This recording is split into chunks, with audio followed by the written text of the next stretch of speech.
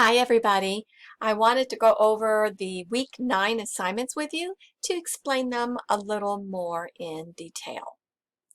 So for week 9, the first thing you're going to do is to check my feedback on your article evaluations that you completed for week 8 assignment. In this assignment, you found 3 more articles that are relevant for your debatable topic that you're going to use in your Unit 3 argumentative persuasive essay. You want to check my feedback to make sure that all 3 articles were approved. If one or more were not, then you need to find additional articles. When you are all done, you should have 6 or 7 good, relevant articles that will help you write your paper on the debatable topic that you chose for Unit 3. So as soon as I get those article evaluations graded, you want to go over my feedback. While you're waiting for that, however, you can begin work on the remaining assignments. So the second bullet point is some reading. You're going to go into the tips for writing counter-arguments and rebuttals. This page in D2L will be very helpful in completing this week's assignment. So be sure that you read that information. Finally, in this week, you are going to plan the counter-argument and rebuttal portions of your essay. So you are taking a position on the debatable topic, arguing for a particular point of view. The reasons that you'll use are going to be supporting your point of view. But a good argumentative essay doesn't just show your evidence or your reasons. A good essay will also acknowledge the other point of view. So you will be determining a counter argument that would be in opposition to what you are proposing. Again, your reading will help you better understand what that is. Once you have established the counter argument, then you need to create a rebuttal.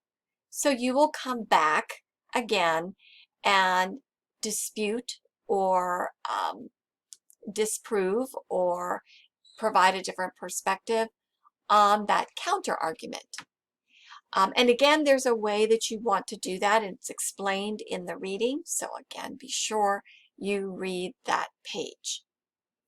So what you're going to do for points this week is to participate in a discussion topic that helps you plan your counter argument and rebuttal. So when you click on that link, it will take you to that discussion topic, and you will want to carefully read the instructions. This discussion topic is fairly involved, so it will take you a little while. This is not a quick, I think, discussion topic.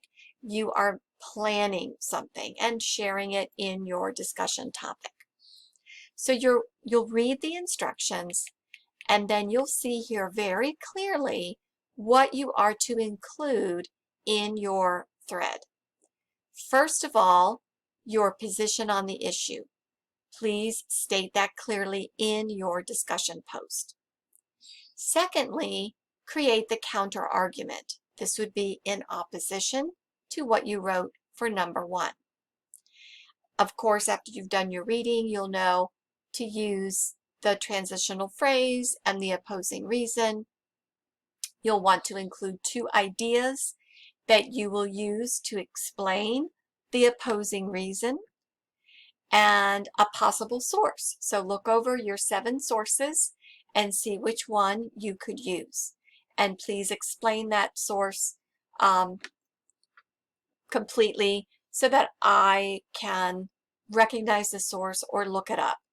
Don't give me a link, give me the citation author, year, and the source. Thirdly, in your discussion post, you will give the rebuttal. And you should do this in the proper way as you are instructed in the reading, with a transitional phrase acknowledging that the opposition may have a point, and then responding to it.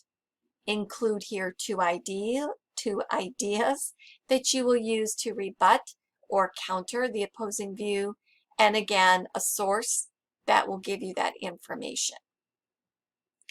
Once you've completed your post, look at the discussion topic and read the posts of your class members. Choose at least 2 of them and respond. Please make sure that your response is more than just "good job" or "I agree." It should be at least a couple of sentences to thoughtfully respond to what your classmate is doing. The discussion board rubric is here in the instructions so that you can review that to know how you will be graded.